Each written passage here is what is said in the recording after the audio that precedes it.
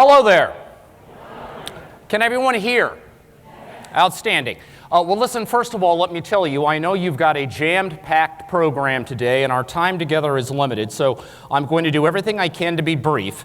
As Henry VIII said to each of his wives, I won't keep you long.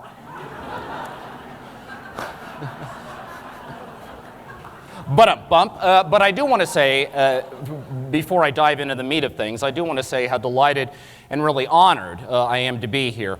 And I feel today like I'm among old friends. Many of you are people I've known, written about, talked with over the years. All of you are people I have deeply admired for a long time. So this is a great venue for me to be in, and I feel very comfortable being among you. In fact, thinking about today's talk, I flashed on a memory from 2009. I just got back from covering Pope Benedict XVI's trip to Lebanon, hence the pin on the jacket. This story comes from another foray into the Middle East. In 2009, the Holy Father went to the Holy Land, so we visited Jordan, Israel, and the Palestinian territories. And one of the items on his itinerary in Israel was that he visited the Western Wall, the last remaining edifice from the ancient temple. Of course, he was, in a sense, sort of calling to mind that historic gesture of John Paul II in the year 2000, when John Paul went to the Western Wall, prayed there, and then left behind that handwritten note apologizing for centuries of Christian mistreatment of Jews. So Benedict wanted to go to the Western Wall to pray too, sort of in memory of that event. And I don't know how many of you here have ever been to the Western Wall, but if you have, you know on an ordinary day, the security there is pretty thick.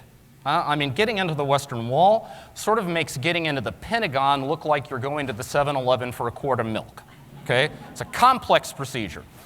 So we had to get there, the press pool had to get there about 4 hours in advance, and it took us about 3 hours to get through all the security measures. So finally, we were there in the courtyard in front of the Western Wall. We had about an hour to kill. Next to us, and it was me, a couple of Italians, a Frenchman, a Spaniard, and so on, and next to us was our minder from the Israeli Communications Ministry. And across the courtyard, we saw this group of rabbis that was being escorted out who they had been there to pray, and they were being escorted out to get things set up for the Pope. And this communications guy said to me, hey, I think one of those rabbis is an American. Would you like to meet him? And having nothing better to do for the next hour, I said, sure, why not? So he brought him over. We were introduced, and I said to this guy, so just tell me your story. And he told me that he had been born and grew up in Brooklyn, huge Dodgers fan, by the way. And by the way, the Dodgers, as of today, 2 games back with 4 games left for the wild card race. So the Cardinals are still up top, okay? Anyway, he told me that in 1967, after the war, he had moved to Israel. He now heads a small Orthodox congregation in Jerusalem. And he told me every day since 1967, 7 days a week, 365 days a year, rain or shine, he gets out of bed at 6 o'clock in the morning every day and goes to the Western Wall to pray for peace. Okay? And I was just flabbergasted. I told him, look, I mean, that is either the ultimate infidelity or the triumph of hope over experience or something. Because, I mean, here you are getting out of bed every day to pray for peace in what is indisputably the least peaceful piece of real estate on the planet. Okay, I mean, not only do you have the Israeli-Palestinian problem, right, but in the Jewish world, you have the conflict between secular and religious Jews, the settlers and the IDF. In the Palestinian world, you've got the conflict between Hamas and Fatah. And when you look at the Christians in the Holy Land, it's often the same story. What you see is that we're at one another's throats.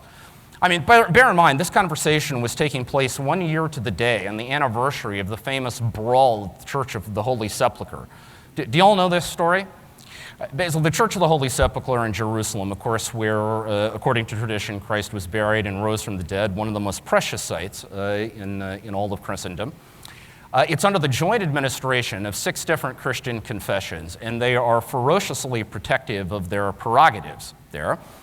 Each of these churches assigns some monks to sort of keep an eye on things, okay? And they sit on the roof of the basilica in these ratty lawn chairs that have been, and their positions have been hallowed by centuries of tradition, okay? They all know their assigned spots. Well, one particularly hot day, one of the monks, I think it was one of the Coptic guys, moved his chair about 10 feet to the left because he wanted to sit in the sun. The Ethiopian monk interpreted this as a land grab and told him to get the hell back to where he was supposed to be sitting. The Copt was not in the mood for it, so he took a swing. The Ethiopian returned in kind. Pretty soon, dozens of monks were involved in a brawl. The Israeli Defense Forces have to show up, and at the end of it, 11 guys had to go to the hospital. Ladies and gentlemen, they will know we are Christians by the size of our love. Okay? So I said to this rabbi, this is the milieu in which you live, right? I mean, you're here at the Western Wall every day praying for peace, and yet when you look around, all you see is conflict. How does that make you feel? And the rabbi looked at me and said, how does it make me feel? Well, like I'm talking to a wall.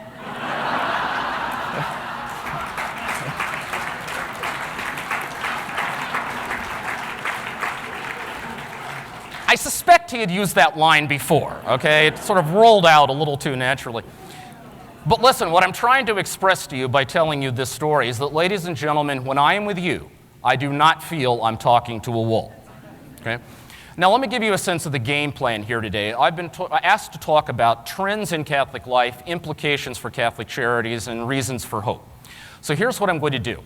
I'm going to briefly outline two sort of core megatrends in the church today, sort of currently at work, cutting their way through the church and carrying us towards our tomorrow. I'm then going to sort of tease out from those trends a couple of implications for the work of Catholic Charities in the early 21st century. Then I'm going to end with a final thought about hope, and then we'll be done. Okay? So let's dive into things. The first trend I want to discuss with you is what I call the rise of a world church. A world church. You know, the famed Jesuit theologian Karl Rahner once said that in the long run of history, the significance of the Second Vatican Council in the mid-1960s would be that it marked for the first time the emergence of Catholicism as a self-consciously global family of faith. Okay, that is no longer invested exclusively or primarily in its European and later North American heritage, but truly global.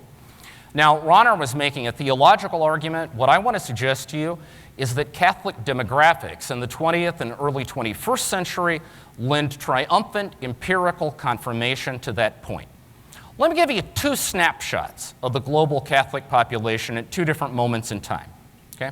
Let's start with 1900, at the dawn of the 20th century, scarcely more than a century ago. At that stage, there were 266 million Catholics in the world, of whom 200 million lived in Europe and North America. Just 66 million every place else. They were principally in Latin America. This, of course, was before the population explosion of the 20th century. In other words, folks, 100 years ago, the ethnic and demographic profile of the Catholic Church was basically what it had been at the time of the Council of Trent.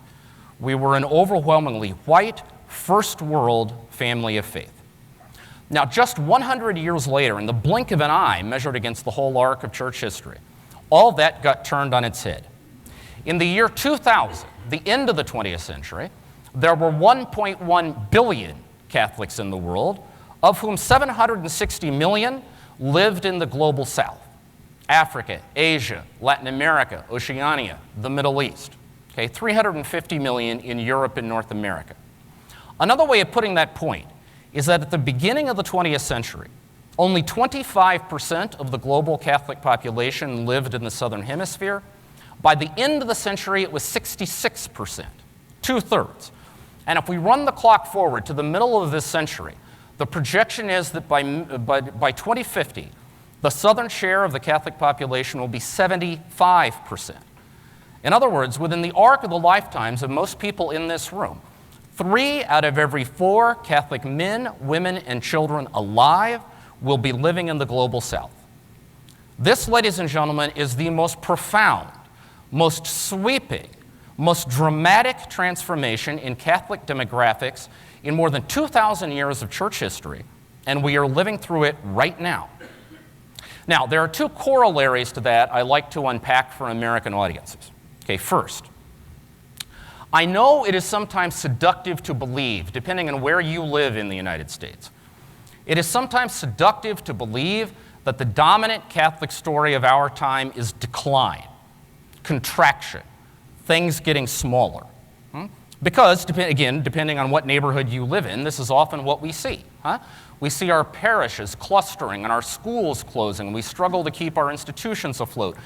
We struggle to hand on the faith to the next generation. We talk about a priest shortage. We read newspaper articles about how there are now 22 million ex-Catholics in America, and on and on.